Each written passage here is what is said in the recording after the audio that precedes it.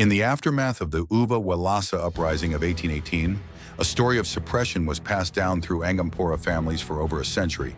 According to this oral tradition, the British colonial government issued an order banning the art, burning practice huts, imprisoning warriors, and shooting practitioners in the knees, not to kill them, to ensure they could never train again. No formal gazette confirming this exact decree has been located in contemporary British records. What is documented is this. In 1818, the British abolished the court-recognized positions of the Angampora champions, the Maruwalia and Sudalia school heads, effectively decapitating the art's formal institutional structure. The oral accounts of active persecution passed down through practitioner families for 130 years are consistent with that documented dismantling.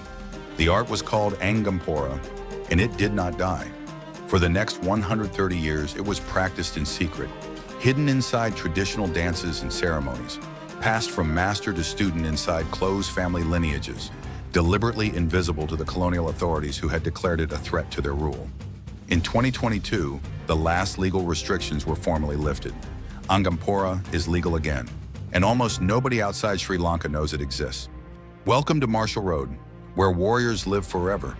Before the techniques, the question that makes this system genuinely unusual: why did one of the world's most powerful colonial empires consider a martial art dangerous enough to ban, imprison practitioners for, and enforce with firearms?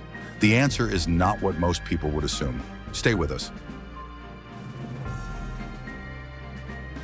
Sri Lanka, known for much of its colonial history as Ceylon, is a small island nation off the southern tip of India. What most of the world does not know is that it is also home to one of the oldest, most sophisticated, and most effectively suppressed martial systems in human history. Angampora, the name derives from the Sinhalese words anga, meaning body, and pora, meaning combat, is a complete system. Not a striking art, not a grappling art, a complete system that integrates unarmed combat, traditional weapons, pressure point targeting, and a philosophical and spiritual framework that connects the practitioner to Sri Lanka's Buddhist and pre-Buddhist heritage simultaneously. Its documented history in Sri Lanka's temple art, ancient chronicles, and oral tradition stretches back at minimum 3,000 years. Some practitioners and scholars trace elements further. What is verifiable is this: Angampora was the combat system of Sri Lanka's warriors across multiple dynasties, multiple waves of foreign invasion, and centuries of documented conflict, and it was nearly erased from existence. Angampora is divided into two primary branches: Angam, which covers unarmed hand-to-hand combat, and Ilangam, which incorporates traditional weapons, the Atunu Kadua, staves, swords, daggers, and battle axes. Within the Angam branch, four technical categories define the system's approach to unarmed combat: locks and grips, joint manipulation and restraint techniques targeting the major joints of the body. These share structural logic with Japanese Jiu-Jitsu and Southeast Asian Silat, the same biomechanical vulnerabilities appearing independently across systems that developed without contact with each other.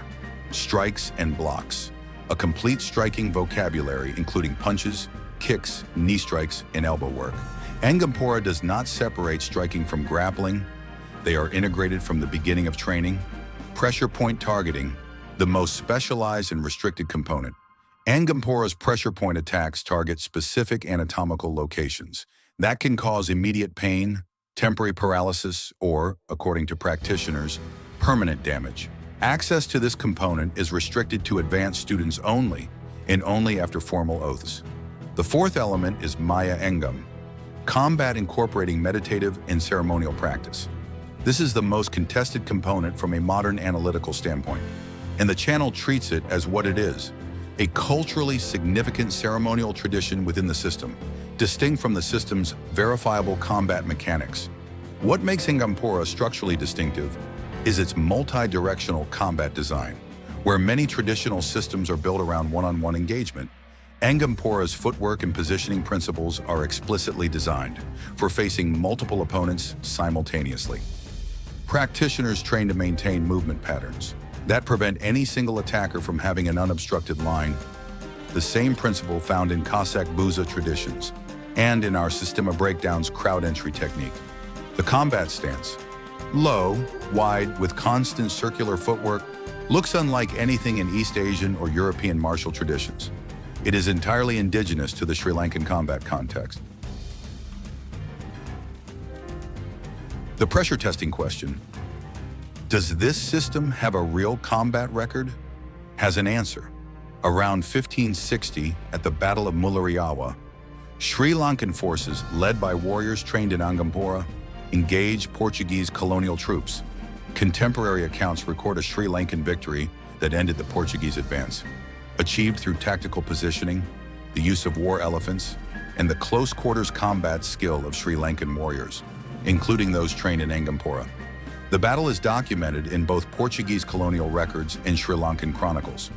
It was a complex engagement, not a simple ambush, but the outcome is not in dispute. This was not an isolated event. Angampora warriors were central to Sri Lanka's resistance against consecutive waves of colonial occupation, Portuguese from the early 16th century, Dutch from the mid-17th century, and British from 1815. Each colonial power encountered a civilian population with systematic combat training. Each colonial power eventually moved to suppress that training. The British succeeded most comprehensively because they succeeded in suppressing the entire political structure of the Colonial Kingdom, the last independent Sri Lankan monarchy, in 1815. What followed was the Uva-Wellassa uprising of 1817 and 1818, a broad popular resistance to British rule, led in significant part by warriors and nobles trained in Angampora. The uprising was suppressed. Governor Robert Brownrigg's documented response included the formal abolition of the court-recognized Angampora champion positions, stripping the art of its institutional patronage and official standing.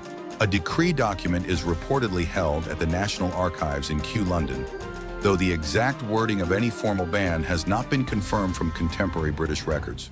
What the practitioner families preserved in oral tradition, the burning of training huts, the imprisonment of warriors, the shooting of knees, may reflect the lived experience of active suppression, even if the precise legal mechanism remains disputed. Whether by decree or by the systematic dismantling of the art's institutional structure, the result was the same. Angampora went underground. The method of survival is the most remarkable element of Angampora's history. When the British banned it, practitioners did what capoeira practitioners had done in colonial Brazil 2 centuries earlier. They hid the combat system inside a cultural form that the colonial authorities considered harmless. Angampora's footwork patterns, striking sequences, and defensive movements were embedded into traditional Sri Lankan dances and drum ceremonies. To colonial observers, the performers were dancing. To initiated practitioners, the movements were combat drills in plain sight. This was not improvised. It required masters to deliberately restructure transmission, separating the visible performance from the embedded knowledge, trusting that initiated family lineages would preserve both layers simultaneously. The families who carried this dual tradition for 130 years, practicing the ceremonial surface publicly, preserving the combat core privately, are the reason Angampora exists today. 2 competing schools historically define the art, the Marawalya and the Sudalia lineages. Both survived. Both preserved distinct technical traditions. Their historical rivalry, documented in colonial-era British reports as a feature of the pre-colonial Kandyan Kingdom, was ultimately what kept the art alive. 2 independent lineages meant no single point of failure. After Sri Lankan independence in 1948, Angampora emerged carefully from its protective concealment. The governing body, or the Jatika Hela Angam Shilpa Kala Sangamaya, was established in 2001. The formal ban was lifted in 2018 and officially approved by the Sri Lankan Cabinet of Ministers in 2019. In 2022, a final set of legal restrictions was removed. A martial art that was almost erased from human history is now being taught in schools and performed at national events, supported by the Sri Lankan military. Angampora is not unique in being suppressed. It is unique in surviving suppression in a form complete enough to be recognized and practiced today. The history of colonial occupation is, in part, a history of deliberate martial arts erasure. The weapons ban in Okinawa that drove the development of empty-hand karate, the Portuguese prohibition that pushed capoeira underground, the Japanese suppression of Filipino martial arts during World War II. And across India, the systematic discouragement of indigenous combat systems that thinned arts like Kalaripayattu. In every case, the colonial logic was the same. A civilian population trained in systematic combat is harder to control. The response was direct prohibition or the gradual erosion of transmission, removing the social structures that supported teacher-student relationships, replacing indigenous physical culture with imported recreational frameworks. What Angampora's survival demonstrates is how transmission can be preserved when practitioners are deliberate about embedding knowledge in forms that survive prohibition. The dance concealment was not an accident. It was a technology of cultural survival, one that worked for over a century under active suppression. The deeper question for martial arts historians: how many systems did not survive? How many complete combat traditions, refined through battlefield testing, embedded in the cultural identity of their people, were erased so completely that no practitioner lineage survived? Angampora survived. Most did not. And the ones that did not are, by definition, the ones we will never be able to study. Stay strong, stay informed, subscribe to Martial Road. The art that colonial administrators shot people in the knees to suppress is now being taught in Sri Lankan schools and demonstrated by the Sri Lankan military. That is the complete arc. What other suppressed or forgotten martial traditions do you think deserve this kind of documentation? And which ones do you believe were lost completely? Make the case in the comments. For the combat mechanics that connect Angampora's multi-directional footwork to other surviving systems, our Systema breakdown and our 5-system combination video are both linked on screen now. Linked